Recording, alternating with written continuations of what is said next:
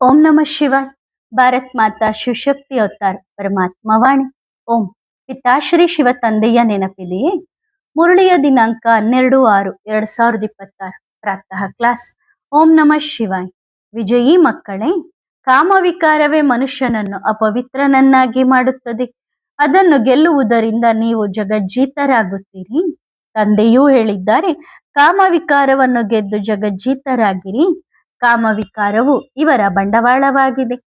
ಇದರ ಬಗ್ಗೆ ಆ ಸನ್ಯಾಸಿಗಳು ಗುರುಗಳು ಹೇಳುವುದಿಲ್ಲ. ಭಗವಾನ್ ವಾಚ, ಕಾಮವಿಕಾರವು ಮಹಾಶತ್ರುವಾಗಿದೆ. ಓಂ ನಮಃ ಶಿವಾಯ. ತಂದೆಯು ಮಕ್ಕಳಿಗೆ ತಿಳಿಸುತ್ತಿದ್ದಾರೆ, ಏಕೆಂದರೆ ಮಕ್ಕಳಿಗೆ ಗೊತ್ತಿದೆ, ತಿಳುವಳಿಕೆ ಇಲ್ಲದವರಿಗೆ ಕಲಿಸಲಾಗುತ್ತದೆ. ಈಗ ಬೇಹದ್ದಿನ ತಂದೆ ಶ್ರೇಷ್ಠಾತಿ ಶ್ರೇಷ್ಠ ಭಗವಂತ ಬಂದಿದ್ದಾರೆ ಎಂದರೆ ಯಾರಿಗೆ ಕಲಿಸುತ್ತಿರಬಹುದು? ಖಂಡಿತವಾಗಿಯೂ ಯಾರು ತೀರಾ ಬುದ್ಧಿಹೀನರಾಗಿದ್ದಾರೋ ಅವರಿಗೆ. ಅದಕ್ಕಾಗಿಯೇ ಹೇಳಲಾಗುತ್ತದೆ, ವಿನಾಶಕಾಲೆ ವಿಪರೀತ ಬುದ್ಧಿ. ವಿಪರೀತ ಬುದ್ಧಿ ಹೇಗೆ ಉಂಟಾಗಿದೆ? 84 ಲಕ್ಷ ಜನ್ಮಗಳೆಂದು ಬರೆಯಲಾಗಿದೆ ಅಲ್ಲವೇ? ಹಾಗಾಗಿ ತಂದೆಯನ್ನೂ ಸಹ 84 ಲಕ್ಷ ಜನ್ಮಗಳ ಚಕ್ರಕ್ಕೆ ತಂದಿದ್ದಾರೆ. ಸರ್ವವ್ಯಾಪಿ ಎಂಬ ಲೆಕ್ಕಾಚಾರದಂತೆ ಅವರ ಬುದ್ಧಿಯಲ್ಲಿ 84 ಲಕ್ಷ ಜನ್ಮಗಳು ಬರುತ್ತವೆ. ತಂದೆಯೂ ತಿಳಿಸಿದ್ದಾರೆ, ಯಾರಾದರೂ ಹೊಸಬರು ಬಂದಾಗ ಮೊದಲು ಅವರಿಗೆ ಹದ್ದಿನ ಮತ್ತು ಬೇಹದ್ದಿನ ತಂದೆಯ ಪರಿಚಯ ನೀಡಬೇಕು. ಅವರು ಬೇಹದ್ದಿನ ದೊಡ್ಡ ಬಾಬಾ, ಇವರು ಹದ್ದಿನ ಸಣ್ಣ ಬಾಬಾ. ಬೇಹದ್ದಿನ ತಂದೆ ಎಂದರೆ ಬೇಹದ್ದಿನ ಆತ್ಮಗಳ ತಂದೆ. ಹದ್ದಿನ ತಂದೆ ಪ್ರತಿಯೊಬ್ಬ ಜೀವಾತ್ಮನಿಗೆ ಬೇರೆ ಬೇರೆ ತಂದೆಯಾಗಿದ್ದಾರೆ. ಅವರು ಸರ್ವಾತ್ಮಗಳ ತಂದೆ. ಈ ಜ್ಞಾನವನ್ನು ಸಹ ಎಲ್ಲರೂ ಏಕಪ್ರಕಾರವಾಗಿ ಧಾರಣೆ ಮಾಡಿಕೊಳ್ಳಲು ಸಾಧ್ಯವಿಲ್ಲ. ಯಾರೋ 1% ಧಾರಣೆ ಮಾಡಿದರೆ ಇನ್ನು ಕೆಲವರು 95% ಧಾರಣೆ ಮಾಡುತ್ತಾರೆ. 10% ಮಾಡುವವರು ಅವಶ್ಯವಾಗಿ ಇದ್ದಾರೆ. ಇದು ತಿಳುವಳಿಕೆಯ ವಿಷಯವಾಗಿದೆ. ಸೂರ್ಯವಂಶಿ ಮನೆತನವಿರುತ್ತದಲ್ಲವೇ? ರಾಜ, ರಾಣಿ ಹಾಗೂ ಪ್ರಜೆಗಳು. ಇದು ಬುದ್ಧಿಯಲ್ಲಿ ಬರುತ್ತದೆ. ಪ್ರಜೆಗಳಲ್ಲಿ ಎಲ್ಲಾ ರೀತಿಯ ಮನುಷ್ಯರಿರುತ್ತಾರೆ. ಪ್ರಜೆ ಎಂದರೆ ಪ್ರಜೆ. ತಂದೆಯೂ ತಿಳಿಸುತ್ತಾರೆ, ಇದು ಶಿಕ್ಷಣದ ವಿಷಯವಾಗಿದೆ. ಪ್ರತಿಯೊಬ್ಬರು ತಮ್ಮ ಬುದ್ಧಿಯ ಅನುಸಾರವೇ ಓದುತ್ತಾರೆ. ಪ್ರತಿಯೊಬ್ಬರಿಗೂ ತಮ್ಮ ತಮ್ಮ ಪಾತ್ರ ಸಿಕ್ಕಿದೆ. ಯಾರು ಕಲ್ಪದ ಮೊದಲು ಎಷ್ಟು ಓದಿದ್ದಾರೋ ಅಷ್ಟನ್ನೇ ಈಗಲೂ ಓದುತ್ತಾರೆ. ಶಿಕ್ಷಣ ಎಂದಿಗೂ ಅಡಗಿಸಿಡಲು ಸಾಧ್ಯವಿಲ್ಲ. ಶಿಕ್ಷಣದ ಅನುಸಾರವೇ ಪದವಿ ಸಿಗುತ್ತದೆ. ತಂದೆಯೂ ತಿಳಿಸಿದ್ದಾರೆ, ಮುಂದೆ ಹೋಗುತ್ತಾ ಪರೀಕ್ಷೆಯಂತೂ ನಡೆಯಲೇಬೇಕು. ಪರೀಕ್ಷೆ ಇಲ್ಲದೆ ವರ್ಗಾವಣೆ ಆಗಲು ಸಾಧ್ಯವಿಲ್ಲ. ಹಾಗಾಗಿ ಕೊನೆಯಲ್ಲಿ ಎಲ್ಲವೂ ತಿಳಿಯುತ್ತದೆ. ಆದರೆ ಈಗಲೂ ತಿಳಿದುಕೊಳ್ಳಬಹುದು ನಾವು ಯಾವ ಪದವಿಗೆ ಯೋಗ್ಯರಾಗಿದ್ದೇವೆ ಎಂದು. ಕೆಲವರು ನಾಚಿಕೆಯಿಂದ ಎಲ್ಲರ ಜೊತೆ ಕೈ ಎತ್ತುತ್ತಾರೆ. ಹೃದಯದಲ್ಲಿ ಗೊತ್ತಿರುತ್ತದೆ, ನಾವು ಈ ರೀತಿ ಹೇಗೆ ಆಗಲು ಸಾಧ್ಯ ಎಂದು. ಆದರೂ ಎಲ್ಲರ ಜೊತೆ ಕೈ ಎತ್ತುತ್ತಾರೆ. ಗೊತ್ತಿದ್ದರೂ ಸಹ ಕೈ ಎತ್ತುವುದು ಅಜ್ಞಾನವೇ ಎನ್ನಲಾಗುತ್ತದೆ. ಎಷ್ಟು ಅಜ್ಞಾನವಿದೆ! ತಂದೆಯಂತೂ ತಕ್ಷಣ ತಿಳಿದುಕೊಳ್ಳುತ್ತಾರೆ. ಇದಕ್ಕಿಂತಲೂ ಹೆಚ್ಚಿನ ಬುದ್ಧಿವಂತಿಕೆ ಲೌಕಿಕ ವಿದ್ಯಾರ್ಥಿಗಳಲ್ಲಿ ಇರುತ್ತದೆ. ಅವರು ತಿಳಿದುಕೊಳ್ಳುತ್ತಾರೆ, ನಾವು ಸ್ಕಾಲರ್ಶಿಪ್ ಪಡೆಯಲು ಯೋಗ್ಯರಲ್ಲ ಎಂದು, ಪಾಸಾಗುವುದಿಲ್ಲ ಎಂದು. ಅವರಿಗಿಂತ ಆ ಅಜ್ಞಾನಿಗಳೇ ವಾಸಿ. ಶಿಕ್ಷಕರು ಕಲಿಸುವುದರಲ್ಲಿ ನಾವು ಎಷ್ಟು ಅಂಕ ಪಡೆಯುತ್ತೇವೆ ಎಂದು ತಿಳಿದಿರುತ್ತಾರೆ. ನಾವು ಗೌರವದೊಂದಿಗೆ ಪಾಸಾಗುತ್ತೇವೆ ಎಂದು ಸುಮ್ಮನೆ ಹೇಳುವುದಿಲ್ಲ. ಇಲ್ಲಿ ಅಷ್ಟು ಬುದ್ಧಿಯೂ ಇಲ್ಲ ಎಂದು ಸಾಬೀತಾಗುತ್ತದೆ. ದೇಹಾಭಿಮಾನ ಬಹಳಷ್ಟಿದೆ. ಬಂದಿರುವುದಂತೂ ಈ ರೀತಿ ಆಗುವುದಕ್ಕಾಗಿ. ಆದರೆ ಈ ರೀತಿ ಆಗಲು ನಡವಳಿಕೆ ಬಹಳ ಚೆನ್ನಾಗಿರಬೇಕು. ತಂದೆ ಹೇಳುತ್ತಾರೆ, ವಿನಾಶಕಾಲೆ ವಿಪರೀತ ಬುದ್ಧಿ. ದೊಡ್ಡ ದೊಡ್ಡ ಮಹಾರಥಿಗಳಿಗೂ ಸಹ ವಿನಾಶಕಾಲೆ ವಿಪರೀತ ಬುದ್ಧಿ ಎಂದು ಹೇಳುತ್ತಾರೆ. ಏಕೆಂದರೆ ನಿಯಮದಂತೆ ತಂದೆಯ ಮೇಲೆ ಪ್ರೀತಿ ಇಲ್ಲ. ಆಗ ಅವರ ಗತಿ ಏನಾಗಬಹುದು? ಉನ್ನತ ಪದವಿ ಪಡೆಯಲು ಸಾಧ್ಯವಿಲ್ಲ. ಶಾಸ್ತ್ರಗಳಲ್ಲಿ ಯಾವುದೂ ನಿಖರವಾಗಿ ಬರೆದಿಲ್ಲ. ಎಷ್ಟು ಸುಳ್ಳು ಕಥೆಗಳಿವೆ. ತಂದೆಯು ಮಕ್ಕಳಿಗೆ ವಿನಾಶಕಾಲೆ ವಿಪರೀತ ಬುದ್ಧಿ ಎನ್ನುವುದರ ಯಥಾರ್ಥ ಅರ್ಥವನ್ನು ತಿಳಿಸುತ್ತಿದ್ದಾರೆ. ಮಕ್ಕಳೇ ಪೂರ್ತಿಯಾಗಿ ಅರ್ಥ ಮಾಡಿಕೊಳ್ಳಲು ಸಾಧ್ಯವಿಲ್ಲದ ಮೇಲೆ ಇನ್ನು ಬೇರೆಯವರು ಏನು ಅರ್ಥ ಮಾಡಿಕೊಳ್ಳುತ್ತಾರೆ? ನಾವು ಶಿವ ಬಾಬಾರವರ ಮಕ್ಕಳು ಎಂದು ತಿಳಿದಿರುವ ಮಕ್ಕಳೇ ಪೂರ್ಣ ಅರ್ಥವನ್ನು ತಿಳಿದುಕೊಂಡಿಲ್ಲ. ತಂದೆಯನ್ನು ನೆನಪು ಮಾಡುವುದು ಗುಪ್ತ ವಿಷಯವಾಗಿದೆ. ಶಿಕ್ಷಣವಂತೂ ಗುಪ್ತವಾಗಿಲ್ಲ ಅಲ್ಲವೇ? ಶಿಕ್ಷಣದಲ್ಲಿ ನಂಬರ್ ಇರುತ್ತದೆ. ಎಲ್ಲರೂ ಒಂದೇ ರೀತಿ ಓದಲು ಸಾಧ್ಯವಿಲ್ಲ. ತಂದೆಯಂತೂ ತಿಳಿದುಕೊಳ್ಳುತ್ತಾರೆ, ಇನ್ನು ಇವರು ಚಿಕ್ಕ ಮಕ್ಕಳಾಗಿದ್ದಾರೆ ಎಂದು. ಇಲ್ಲದಿದ್ದರೆ ಇಂತಹ ಬೇಹದ್ದಿನ ತಂದೆಯನ್ನು 3-4 ತಿಂಗಳುಗಳವರೆಗೆ ನೆನಪು ಮಾಡುವುದಿಲ್ಲ. ನೆನಪು ಮಾಡುತ್ತಿದ್ದಾರೆ ಎಂದು ತಿಳಿಯುವುದು ಹೇಗೆ? ಪತ್ರ ಬಂದಾಗ ಮತ್ತು ಆ ಪತ್ರದಲ್ಲಿ ಸಮಾಚಾರವಿದ್ದಾಗ, ನಾನು ಇಂತಹ ಇಂತಹ ಆತ್ಮಿಕ ಸೇವೆ ಮಾಡುತ್ತಿದ್ದೇನೆ ಎಂದು ಸಾಕ್ಷಿ ಬೇಕಲ್ಲವೇ? ಅಂತಹ ದೇಹಾಭಿಮಾನಿಗಳು ಎಂದಿಗೂ ನೆನಪು ಮಾಡುವುದಿಲ್ಲ, ಸೇವೆಯ ಸಾಕ್ಷಿಯನ್ನು ತೋರಿಸುವುದಿಲ್ಲ. ಸೇವೆಯ ಸಾಕ್ಷಿ ಕೊಡಲು ಅವರಿಗೆ ಸಾಧ್ಯವಿಲ್ಲ. ಯಾರಾದರೂ ಸಮಾಚಾರ ಬರೆಯುತ್ತಾರೆ, ಬಾಬಾ ಇಂಥವರು ಬಂದಿದ್ದರು, ಅವರಿಗೆ ಇದನ್ನು ತಿಳಿಸಿದೆ ಎಂದು. ಆಗ ತಂದೆಯು ತಿಳಿದುಕೊಳ್ಳುತ್ತಾರೆ, ಇನ್ನು ಮಗು ಜೀವಂತವಾಗಿದೆ, ಸೇವೆಯ ಸಮಾಚಾರವನ್ನು ಸರಿಯಾಗಿ ಕೊಡುತ್ತಿದೆ ಎಂದು. ಕೆಲವರು 3-4 ತಿಂಗಳುಗಳವರೆಗೆ ಯಾವುದೇ ಪತ್ರ ಬರೆಯುವುದಿಲ್ಲ. ಆಗ ಅವರು ಸತ್ತಿದ್ದಾರೆ ಅಥವಾ ಅನಾರೋಗ್ಯದಿಂದಿದ್ದಾರೆ ಎಂದು ತಿಳಿದುಕೊಳ್ಳಲಾಗುತ್ತದೆ. ಅನಾರೋಗ್ಯವಿರುವ ಮನುಷ್ಯ ಬರೆಯಲು ಸಾಧ್ಯವಿಲ್ಲ. ಕೆಲವರು ನಮ್ಮ ಆರೋಗ್ಯ ಸರಿ ಇರಲಿಲ್ಲ, ಅದಕ್ಕೆ ಪತ್ರ ಬರೆಯಲಿಲ್ಲ ಎಂದು ಬರೆಯುತ್ತಾರೆ. ಕೆಲವರಂತೂ ಸಮಾಚಾರವನ್ನೇ ಕೊಡುವುದಿಲ್ಲ. ಅನಾರೋಗ್ಯವೂ ಇರುವುದಿಲ್ಲ, ದೇಹಾಭಿಮಾನವಿರುತ್ತದೆ. ಬಾಬಾ ಮುರಳಿಯಲ್ಲಿ ತಿಳಿಸುತ್ತಾರೆ, ಅಷ್ಟಕ್ಕೆ ಆ ನಶೆ ಮತ್ತು ಅಹಂಕಾರ ಬರುತ್ತದೆ. ನಾವು ಪತ್ರ ಬರೆಯುವುದಿಲ್ಲ ಎಂದರೆ ಅದು ನೆನಪು ಎನ್ನಲಾಗುತ್ತದೆಯೇ? ನಂತರ ತಂದೆಯು ಯಾರನ್ನು ನೆನಪು ಮಾಡಬೇಕು? ನೆನಪಿನಿಂದ ನೆನಪು ಸಿಗುತ್ತದೆ. ಅಂತಹ ದೇಹಾಭಿಮಾನಿ ಟಟ್ಟುಗಳು ಅಂದರೆ ಕತ್ತೆಯಂತಹ ಬುದ್ಧಿಯವರು ಬಹಳಷ್ಟು ಜನ ಇದ್ದಾರೆ.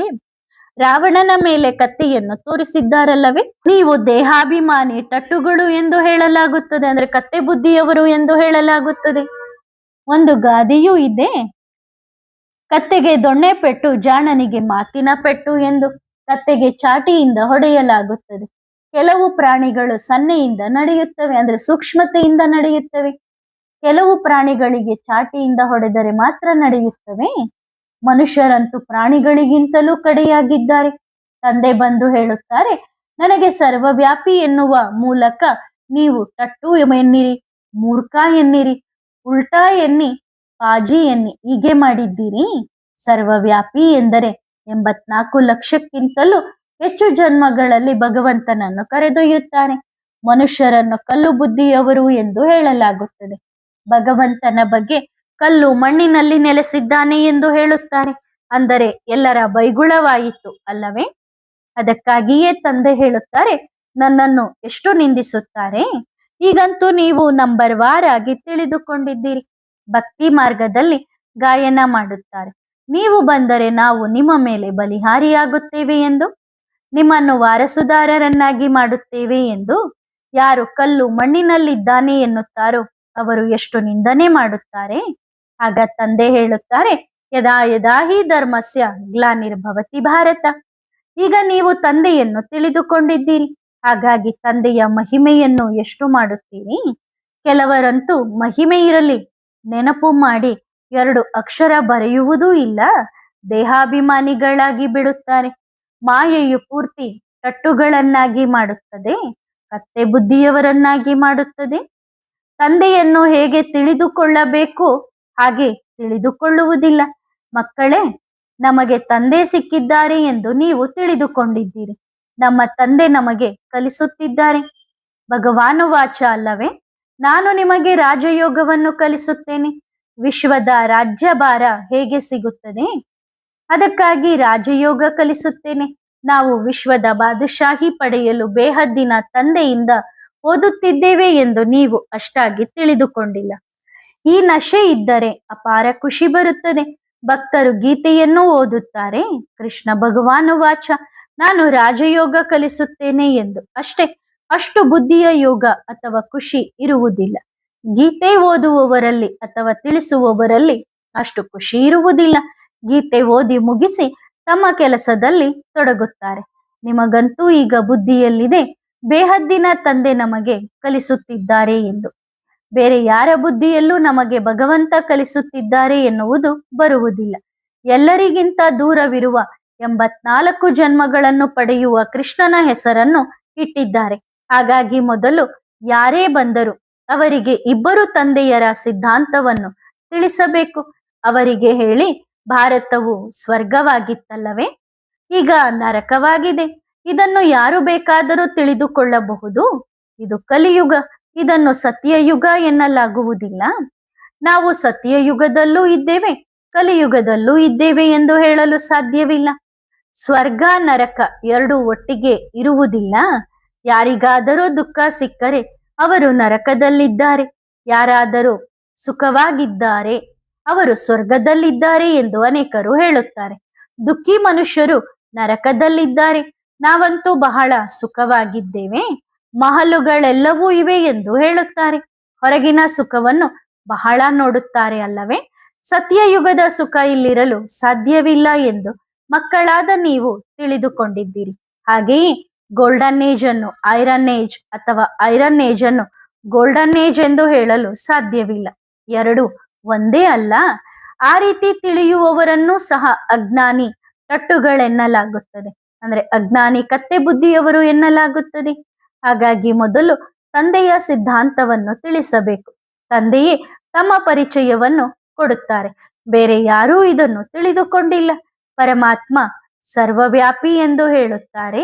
ಈಗ ನೀವು ಚಿತ್ರದಲ್ಲಿ ತೋರಿಸುತ್ತೀರಿ, ಆತ್ಮ ಮತ್ತು ಪರಮಾತ್ಮನ ರೂಪ ಒಂದೇ ಆಗಿದೆ, ಅದರಲ್ಲಿ ವ್ಯತ್ಯಾಸವಿಲ್ಲ.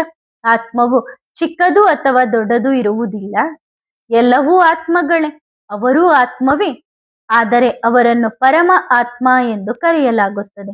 ಅಂದರೆ ಅವರು ಸದಾ ಪರಮಧಾಮದಲ್ಲಿ ವಾಸಿಸುವವರು, ಎಂದಿಗೂ ಇಲ್ಲಿಗೆ ಬರುವವರಲ್ಲ. ಹಾಗಾದರೆ ಎಂದಿಗೂ ಇಲ್ಲಿಗೆ ಬರದ ಆ ವಸ್ತುವಿನಿಂದ ಏನು ಪ್ರಯೋಜನ? ನಾನು ಹೇಗೆ ಬರುತ್ತೇನೆ ಎಂದು ತಂದೆಯೇ ತಿಳಿಸುತ್ತಾರೆ. ಎಲ್ಲ ಆತ್ಮಗಳು ಅಲ್ಲಿ ಪರಮಧಾಮದಲ್ಲಿ ಇರುತ್ತವೆ. ಈ ವಿಷಯಗಳನ್ನು ಹೊರಗಿನವರು ಯಾರೂ ಅರ್ಥ ಮಾಡಿಕೊಳ್ಳಲು ಸಾಧ್ಯವಿಲ್ಲ. ನಿಮ್ಮ ಭಾಷೆಯೂ ಬಹಳ ಚೆನ್ನಾಗಿದೆ, ಸಹಜವಾಗಿದೆ, ಕಠಿಣವೇನಿಲ್ಲ. ಗೀತೆಯಲ್ಲಿ ಕೃಷ್ಣನ ಹೆಸರನ್ನು ಸೇರಿಸಿದ್ದಾರೆ. ಈಗ ಕೃಷ್ಣನಂತೂ ಗೀತೆ ಹೇಳುವುದಿಲ್ಲ. ಅವರು ಎಲ್ಲರಿಗೂ ಮಾಮೇಕಂ ನೆನಪು ಮಾಡಿ ಎಂದು ಹೇಳಲು ಸಾಧ್ಯವಿಲ್ಲ. ಅಂದರೆ ನನ್ನೊಬ್ಬನನ್ನೇ ನೆನಪು ಮಾಡಿ ಎಂದು ಹೇಳಲು ಸಾಧ್ಯವಿಲ್ಲ. ದೇಹದಾರಿಯು ನನ್ನೊಬ್ಬನನ್ನೇ ನೆನಪು ಮಾಡಿ ಅಂದರೆ ಕೃಷ್ಣನನ್ನು ನೆನಪು ಮಾಡಿ ಎಂದು ಹೇಳಲು ಸಾಧ್ಯವಿಲ್ಲ. ದೇಹದಾರಿಯ ನೆನಪಿನಿಂದ ಪಾಪಗಳು ವಿನಾಶವಾಗುವುದಿಲ್ಲ. ಪಾಪಾತ್ಮರಾಗಿರುವವರ ಪಾಪ ಹೇಗೆ ವಿನಾಶವಾಗುತ್ತದೆ? ಶ್ರೀಕೃಷ್ಣ ಭಗವಾನು ವಾಚ, ದೇಹದ ಎಲ್ಲಾ ಸಂಬಂಧಗಳನ್ನು ತ್ಯಜಿಸಿ ನನ್ನೊಬ್ಬನನ್ನೇ ನೆನಪು ಮಾಡಿ ಎಂದು ಹೇಳುತ್ತಾರೆ. ಆದರೆ ದೇಹದ ಸಂಬಂಧವಂತೂ ಕೃಷ್ಣನಿಗೂ ಇದೆಯಲ್ಲವೇ? ಮತ್ತು ಅವರು ಪುಟ್ಟ ಮಗು. ಇದು ಕೂಡ ಎಷ್ಟು ದೊಡ್ಡ ತಪ್ಪಾಗಿದೆ. ಒಬ್ಬ ವ್ಯಕ್ತಿಯ ಕಾರಣದಿಂದ ಎಷ್ಟು ವ್ಯತ್ಯಾಸ ಉಂಟಾಗುತ್ತದೆ. ಶಿವಬಾಬಾರವರನ್ನು ಶಿವಬಾಬಾ ಎಂದೇ ತಿಳಿದು ಪೂಜಿಸುತ್ತಾರೆ, ಕೃಷ್ಣನನ್ನು ಕೃಷ್ಣನೆಂದೇ ತಿಳಿದು ಪೂಜಿಸುತ್ತಾರೆ, ರಾಮನನ್ನು ರಾಮನೆಂದೇ ತಿಳಿದು ಪೂಜಿಸುತ್ತಾರೆ. ಎಲ್ಲರನ್ನೂ ಕೃಷ್ಣ ಎಂದು ತಿಳಿಯುವುದಿಲ್ಲ. ಎಲ್ಲಿ ನೋಡಿದರೂ ಕೃಷ್ಣನೇ ಕೃಷ್ಣ ಎನ್ನುತ್ತಾರೆ. ಅವರು ಹೆಸರು ಮತ್ತು ರೂಪವುಳ್ಳವರಾಗಿದ್ದಾರೆ ಅಲ್ಲವೇ? ಆತ್ಮವಂತೂ ಎಲ್ಲಿ ನೋಡಿದರೂ ಅಲ್ಲಿ ವಿರಾಜಮಾನವಾಗಿದೆ. ಉಳಿದಂತೆ ಶರೀರಗಳೆಲ್ಲವೂ ಭಿನ್ನ ಭಿನ್ನವಾಗಿವೆ. ಆತ್ಮ ಸರ್ವವ್ಯಾಪಿ ಎಂದು ಸಂಪೂರ್ಣ ಸರಿಯಾಗಿದೆ. ತಂದೆ ಪರಮಾತ್ಮ ಸರ್ವವ್ಯಾಪಿ ಆಗಲು ಸಾಧ್ಯವಿಲ್ಲ. ಯಾರನ್ನು ಎಲ್ಲರ ಸದ್ಗತಿ ದಾತ ಎಂದು ಕರೆಯುತ್ತಾರೋ ಅವರೂ ಸಹ ದುರ್ಗತಿಯನ್ನು ಪಡೆಯುತ್ತಾರೆಯೇ? ಪರಮಾತ್ಮ ಎಂದಾದರೂ ದುರ್ಗತಿ ಪಡೆಯುತ್ತಾರೆಯೇ? ಇದೆಲ್ಲವೂ ವಿಚಾರ ಸಾಗರ ಮಂಥನ ಮಾಡುವ ವಿಷಯವಾಗಿದೆ, ಸಮಯ ವ್ಯರ್ಥ ಮಾಡುವ ವಿಷಯವಲ್ಲ. ಮನುಷ್ಯರು ನಮಗೆ ಪುರ್ಸೊತ್ತಿಲ್ಲ ಎಂದು ಹೇಳುತ್ತಾರೆ. ನೀವು ಬಂದು ಕೋರ್ಸ್ ಮಾಡಿಕೊಳ್ಳಿ ಎಂದು ತಿಳಿಸುತ್ತೀರಿ, ಅವರು ಪುರ್ಸೊತ್ತಿಲ್ಲ ಎನ್ನುತ್ತಾರೆ. 2 ದಿನ ಮತ್ತೆ ಬರುತ್ತಾರೆ, ಮತ್ತೆ 4 ದಿನ ಬರುವುದಿಲ್ಲ. ಓದದಿದ್ದರೆ ಇವರು ಲಕ್ಷ್ಮೀನಾರಾಯಣರಾಗಲು ಹೇಗೆ ಸಾಧ್ಯ? ಮಾಯೆಯ ವೇಗ ನೋಡಿ ಎಷ್ಟಿದೆ. ಆತ್ಮವು ತಂದೆಯ ಮಕ್ಕಳಾಗಲು ಓದಲು ಎಷ್ಟು ಕಷ್ಟಪಡುತ್ತದೆ. ಇದು ಹೊಸ ವಿಷಯವಲ್ಲ, ಕಲ್ಪಕಲ್ಪವೂ ಹೀಗೆಯೇ ನಡೆಯುತ್ತಾ ಬಂದಿದೆ. ತಂದೆ ತಿಳಿಸುತ್ತಾರೆ, ಯಾವ ಸೆಕೆಂಡ್ ನಿಮಿಷ ಕಳೆದು ಹೋಗುತ್ತದೆಯೋ ಅದು ಮತ್ತೆ ಪುನರಾವರ್ತನೆಯಾಗುತ್ತದೆ. ಅಸಂಖ್ಯಾತ ಬಾರಿ ಪುನರಾವರ್ತನೆಯಾಗುತ್ತಲೇ ಇರುತ್ತದೆ. ಈಗ ನೀವು ತಂದೆಯ ಮೂಲಕ ಕೇಳುತ್ತಿದ್ದೀರಿ. ಶಿವಬಾಬಾ ಸ್ವಯಂ ಜನನ ಮರಣದ ಚಕ್ರದಲ್ಲಿ ಬರುವುದಿಲ್ಲ. ಪೂರ್ತಿ ಜನನ ಮರಣದ ಚಕ್ರದಲ್ಲಿ ಬರುವವರು ಯಾರು ಮತ್ತು ಬರದವರು ಯಾರು ಎಂಬ ಹೋಲಿಕೆ ಮಾಡಲಾಗುತ್ತದೆ. ಕೇವಲ ಒಬ್ಬ ತಂದೆ ಮಾತ್ರ ಜನನ ಮರಣದ ಚಕ್ರದಲ್ಲಿ ಬರುವುದಿಲ್ಲ, ಉಳಿದವರೆಲ್ಲರೂ ಬರುತ್ತಾರೆ. ಅದಕ್ಕಾಗಿಯೇ ಚಿತ್ರವನ್ನು ತೋರಿಸಲಾಗಿದೆ. ಬ್ರಹ್ಮ ಮತ್ತು ವಿಷ್ಣು ಇಬ್ಬರು ಜನನ ಮರಣದ ಚಕ್ರದಲ್ಲಿ ಬರುತ್ತಾರೆ. ಬ್ರಹ್ಮನಿಂದ ವಿಷ್ಣು ವಿಷ್ಣುವಿನಿಂದ ಬ್ರಹ್ಮ ಪಾತ್ರದಲ್ಲಿ ಬರುತ್ತಲೇ ಇರುತ್ತಾರೆ. ಇದು ಅಂತ್ಯವಾಗಲು ಸಾಧ್ಯವಿಲ್ಲ. ಈ ಚಿತ್ರವನ್ನು ಮತ್ತೆ ಎಲ್ಲರೂ ಬಂದು ನೋಡುತ್ತಾರೆ ಮತ್ತು ಅರ್ಥ ಮಾಡಿಕೊಳ್ಳುತ್ತಾರೆ. ಬಹಳ ಸಹಜವಾಗಿ ಅರ್ಥ ಮಾಡಿಕೊಳ್ಳುವ ವಿಷಯವಾಗಿದೆ. ನಾವು ಬ್ರಾಹ್ಮಣರು ನಂತರ ಕ್ಷತ್ರಿಯ ಶೂದ್ರರಾಗುತ್ತೇವೆ. ಮತ್ತೆ ಬಾಬಾ ಬಂದಾಗ ನಾವು ಬ್ರಾಹ್ಮಣರಾಗುತ್ತೇವೆ ಎಂದು ಬುದ್ಧಿಯಲ್ಲಿ ಬರಬೇಕು. ಇದನ್ನು ನೆನಪು ಮಾಡಿದರೂ ಸಹ ಸ್ವದರ್ಶನ ಚಕ್ರಧಾರಿಗಳಾಗುತ್ತೀರಿ. ನೆನಪು ಇಲ್ಲದವರು ಬಹಳಷ್ಟಿದ್ದಾರೆ. ಬ್ರಾಹ್ಮಣರಾದ ನೀವೇ ಸ್ವದರ್ಶನ ಚಕ್ರಧಾರಿಗಳಾಗುತ್ತೀರಿ, ದೇವತೆಗಳು ಆಗುವುದಿಲ್ಲ. ಈ ಚಕ್ರ ಹೇಗೆ ಸುತ್ತುತ್ತದೆ ಎಂಬ ಜ್ಞಾನವನ್ನು ಪಡೆಯುವುದರಿಂದಲೇ ಅವರು ದೇವತೆಗಳಾಗಿದ್ದಾರೆ. ವಾಸ್ತವದಲ್ಲಿ ಯಾವುದೇ ಮನುಷ್ಯ ಸ್ವದರ್ಶನ ಚಕ್ರಧಾರಿ ಎಂದು ಕರೆಸಿಕೊಳ್ಳಲು ಯೋಗ್ಯನಲ್ಲ. ಮನುಷ್ಯರ ಸೃಷ್ಟಿ ಮೃತ್ಯು ಲೋಕವೇ ಬೇರೆಯಾಗಿದೆ. ಭಾರತವಾಸಿಗಳ ಸಂಪ್ರದಾಯ ಬೇರೆಯಾಗಿರುವಂತೆ ಎಲ್ಲರದ್ದು ಬೇರೆ ಬೇರೆಯಾಗಿರುತ್ತದೆ. ದೇವತೆಗಳ ಸಂಪ್ರದಾಯ ಬೇರೆ, ಮೃತ್ಯು ಲೋಕದ ಮನುಷ್ಯರ ಸಂಪ್ರದಾಯ ಬೇರೆಯಾಗಿರುತ್ತದೆ. ಹಗಲು ರಾತ್ರಿಯ ವ್ಯತ್ಯಾಸವಿದೆ. ಅದಕ್ಕಾಗಿಯೇ ನಾವು ಅಪವಿತ್ರರಾಗಿದ್ದೇವೆ ಎನ್ನುತ್ತಾರೆ. ಹೇ ಭಗವಂತ, ಅಪವಿತ್ರ ಪ್ರಪಂಚದ ನಿವಾಸಿಗಳಾದ ನಮ್ಮನ್ನು ನೀನು ಬಂದು ಪಾವನ ಪ್ರಪಂಚದ ನಿವಾಸಿಗಳಾದ ಪಾವನ ದೇವತೆಗಳನ್ನಾಗಿ ಮಾಡು ಎಂದು ಕರೆಯುತ್ತಾರೆ. ಇಂದು 5,000 ವರ್ಷಗಳ ಮೊದಲು ಪಾವನ ಪ್ರಪಂಚವಿತ್ತು ಎಂದು ನಿಮ್ಮ ಬುದ್ಧಿಯಲ್ಲಿದೆ. ಅದನ್ನು ಸತ್ಯಯುಗ ಎನ್ನಲಾಗುತ್ತದೆ. ತ್ರೇತಾಯುಗವನ್ನು ಹಾಗೆನ್ನಲಾಗುವುದಿಲ್ಲ. ತಂದೆ ತಿಳಿಸಿದ್ದಾರೆ, ಅದು ಫಸ್ಟ್ ಕ್ಲಾಸ್, ಇದು ಸೆಕೆಂಡ್ ಕ್ಲಾಸ್. ಹಾಗಾಗಿ ಪ್ರತಿಯೊಂದು ವಿಷಯವನ್ನು ಸರಿಯಾದ ರೀತಿಯಲ್ಲಿ ಧಾರಣೆ ಮಾಡಿಕೊಳ್ಳಬೇಕು. ಯಾರೇ ಬಂದರೂ ಕೇಳಿ ಆಶ್ಚರ್ಯ ಪಡುತ್ತಾರೆ. ಕೆಲವರು ಆಶ್ಚರ್ಯ ಪಡುತ್ತಾರೆ, ಆದರೆ ನಂತರ ಅವರಿಗೆ ಪುರುಷಾರ್ಥ ಮಾಡಲು ಪುರುಸೊತ್ತಿರುವುದಿಲ್ಲ. ನಂತರ ಕೇಳುತ್ತಾರೆ, ಪವಿತ್ರರಂತೂ ಅವಶ್ಯವಾಗಿ ಆಗಬೇಕು ಎಂದು. ಈ ಕಾಮವಿಕಾರವೇ ಮನುಷ್ಯನನ್ನು ಅಪವಿತ್ರನನ್ನಾಗಿ ಮಾಡುತ್ತದೆ. ಅದನ್ನು ಗೆಲ್ಲುವುದರಿಂದ ನೀವು ಜಗಜ್ಜೀತರಾಗುತ್ತೀರಿ. ತಂದೆಯು ಹೇಳಿದ್ದಾರೆ, ಕಾಮವಿಕಾರವನ್ನು ಗೆದ್ದು ಜಗಜ್ಜೀತರಾಗಿರಿ. ಕಾಮವಿಕಾರವು ಇವರ ಬಂಡವಾಳವಾಗಿದೆ. ಇದರ ಬಗ್ಗೆ ಆ ಸನ್ಯಾಸಿಗಳು ಗುರುಗಳು ಹೇಳುವುದಿಲ್ಲ. ಮನಸ್ಸನ್ನು ವಶಪಡಿಸಿಕೊಳ್ಳಿ ಎನ್ನುತ್ತಾರೆ. ಈಗ ಶರೀರವಿಲ್ಲದಿದ್ದಾಗ ಮಾತ್ರ ಮನಸ್ಸು ಅಮನ್ ಅಂದ್ರೆ ಶಾಂತವಾಗಲು ಸಾಧ್ಯ. ಉಳಿದಂತೆ ಮನಸ್ಸು ಎಂದಿಗೂ ಶಾಂತ ಆಗುವುದಿಲ್ಲ. ಕರ್ಮ ಮಾಡಲು ದೇಹ ಸಿಕ್ಕೇ ಸಿಗುತ್ತದೆ. ಹಾಗಾದರೆ ಕರ್ಮಾತೀತ ಸ್ಥಿತಿಯಲ್ಲಿ ಹೇಗೆ ಇರಲು ಸಾಧ್ಯ? ಕರ್ಮಾತೀತ ಸ್ಥಿತಿ ಎಂದರೆ ಶವಕ್ಕೆ ಹೇಳಲಾಗುತ್ತದೆ. ಜೀವಂತವಾಗಿದ್ದರೂ ಶವದಂತೆ. ಶರೀರದಿಂದ ನ್ಯಾರ. ನೀವು ಶರೀರದಿಂದ ನ್ಯಾರ ಆಗುವ ಶಿಕ್ಷಣವನ್ನು ಓದುತ್ತಿದ್ದೀರಿ. ಶರೀರಕ್ಕಿಂತ ಆತ್ಮವು ಬೇರೆಯಾಗಿದೆ. ಆತ್ಮವು ಪರಮಧಾಮದ ನಿವಾಸಿಯಾಗಿದೆ. ಆತ್ಮವು ಶರೀರಕ್ಕೆ ಬಂದಾಗ ಅದನ್ನು ಮನುಷ್ಯ ಎನ್ನಲಾಗುತ್ತದೆ. ಕರ್ಮ ಮಾಡಲು ಶರೀರ ಸಿಕ್ಕೇ ಸಿಗುತ್ತದೆ. ಒಂದು ಶರೀರ ಬಿಟ್ಟು ಆತ್ಮವು ಕರ್ಮ ಮಾಡಲು ಮತ್ತೊಂದು ಶರೀರ ಪಡೆಯಬೇಕು. ಕರ್ಮ ಮಾಡದಿದ್ದಾಗ ಮಾತ್ರ ಶಾಂತಿ ಇರುತ್ತದೆ. ಮೂಲವತನದಲ್ಲಿ ಕರ್ಮ ಇರುವುದಿಲ್ಲ. ಸೂಕ್ಷ್ಮವತನದ ವಿಷಯವೇ ಇಲ್ಲ. ಸೃಷ್ಟಿ ಚಕ್ರವು ಇಲ್ಲಿ ಸುತ್ತುತ್ತದೆ. ತಂದೆಯನ್ನು ಮತ್ತು ಸೃಷ್ಟಿ ಚಕ್ರವನ್ನು ತಿಳಿಯಬೇಕು. ಇದನ್ನೇ ಜ್ಞಾನ ಎನ್ನಲಾಗುತ್ತದೆ. ಸೂಕ್ಷ್ಮವತನದ ಹೆಸರೇ ಇಲ್ಲ. ಅಲ್ಲಿ ಬಿಳಿ ಬಟ್ಟೆ ಧರಿಸುವವರಾಗಲಿ, ಆಭರಣ ಧರಿಸುವವರಾಗಲಿ, ಅಥವಾ ಹಾವು ಬಳೆಗಳನ್ನು ಧರಿಸುವ ಶಂಕರನಾಗಲಿ ಇರುವುದಿಲ್ಲ. ಉಳಿದಂತೆ ಬ್ರಹ್ಮ ಮತ್ತು ವಿಷ್ಣುವಿನ ರಹಸ್ಯವನ್ನು ತಂದೆ ತಿಳಿಸುತ್ತಿರುತ್ತಾರೆ. ಅದೆಲ್ಲವೂ ಇಲ್ಲೇ ಇದೆ. ವಿಷ್ಣುವಿನ 2 ರೂಪಗಳು ಇಲ್ಲೇ ಇವೆ. ಅದು ಕೇವಲ ಸಾಕ್ಷಾತ್ಕಾರದ ಕಾರಣದಿಂದ ಡ್ರಾಮಾದ ಪಾತ್ರದಲ್ಲಿದೆ. ಅದನ್ನು ದಿವ್ಯ ದೃಷ್ಟಿಯಿಂದ ನೋಡಲಾಗಿದೆ. ಈ ಕಣ್ಣುಗಳು ಅಪವಿತ್ರ, ಕ್ರಿಮಿನಲ್ ಆಗಿವೆ. ಹಾಗಾಗಿ ಈ ಕಣ್ಣುಗಳಿಂದ ಪವಿತ್ರ ವಸ್ತುವನ್ನು ನೋಡಲು ಸಾಧ್ಯವಿಲ್ಲ.